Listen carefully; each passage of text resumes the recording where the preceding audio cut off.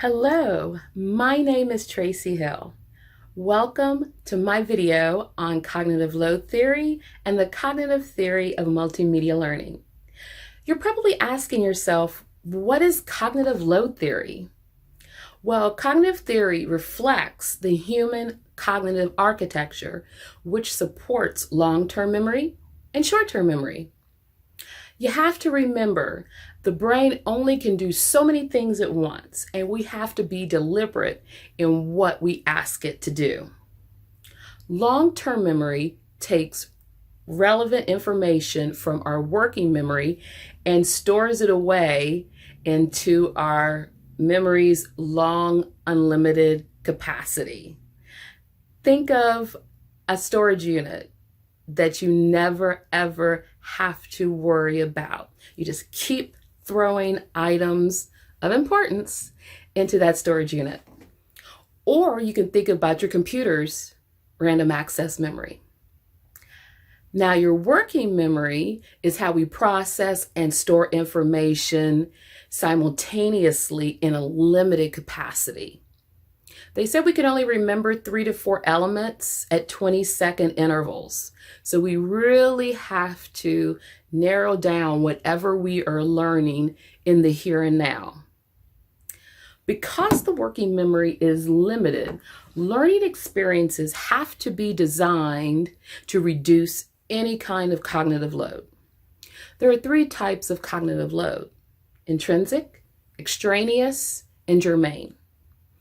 Intrinsic deals with the complexity of the learning material and how it's going to work with the learner's past experiences or prior knowledge. Extraneous is how the learning material is presented and all the extra information and jargon that's included but does not support the learning. I like to call this the fluff theory. You have all this bells and whistles thrown in, but it's not helping the nitty-gritty of what the person needs to learn. Then you have the germane load, and the germane contains the aids that will support the learning and the development of schemas, which is the knowledge framework of the learning elements, all combined to help the learner interpret and understand the materials. Now, novice learners can be overwhelmed by the quantity and the complexity of learning materials. Therefore, it's up to the instructor to scaffold and pace the materials. One example would be like maybe your first week of your courses. Have key terms ready for the learner in either a presentation or a handout. These basic terms can help them understand intermediate terms and advanced terms later on in the course.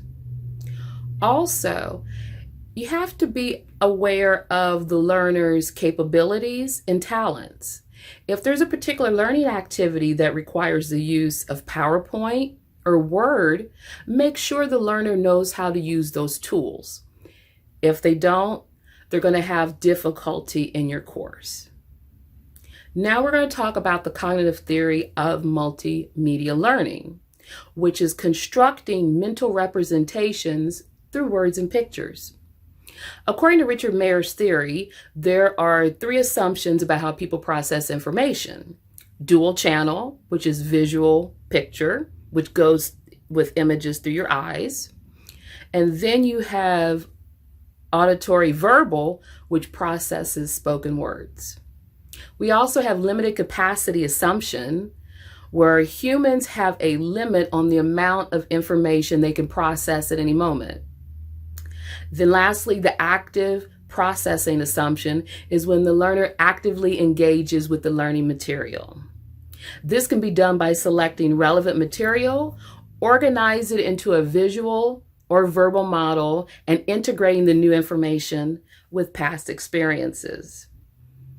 A big takeaway from this video is to remember that when it comes to learning, the mind is a dual channel, limited storage, active processing system. Manage intrinsic load, optimize germane load, and minimize extraneous load. By following these principles, we can ensure our multimedia instructional messages will enhance student learning. Thank you.